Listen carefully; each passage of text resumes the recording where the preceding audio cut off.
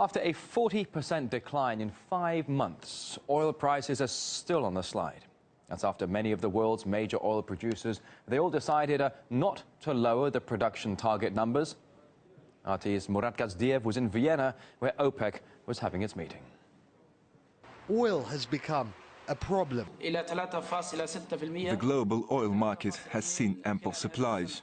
The price of black gold has fallen to its lowest in years, and the world's top producers took it upon themselves to act. Or not so much. Now price decline, that does not mean that we should really, rush and do something. We have to wait and see how the market will settle. Even before the decision was reached, tensions were running high, with the largest producer, Saudi Arabia, heavily scrutinized for its apparent resistance to cuts to crude production. Go somewhere else. Is there nobody, you're not making any comments whatsoever? I made enough comments, that's it. After the meeting, it was easy to see who was happiest at the decision.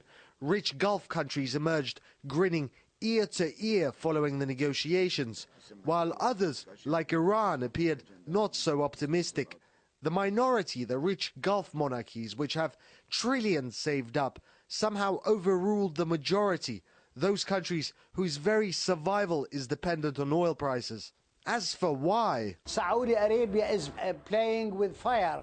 Furthermore, they hoped that the sliding price will kill the U.S. shale oil production. And there are even those who believe that geopolitical interests could be at play here, punishing countries like Russia for their perceived support for the Gulf states' enemies. Look, OPEC never misses a trick in order to play politics. And there are all sorts of issues relating to, for example, Russia was defending the Syrian regime, rather, over the course of the last couple of years. And therefore, yes, politics are writ large here. In any case, oil producers worldwide, from Russia to Norway to OPEC members themselves, are facing financial pain as a result of the decisions taken here at the oil cartel's headquarters. And as the price of oil falls, they're watching their profits shrink and their plans and their budgets unravel. Murat Gazdiev, RT, Vienna.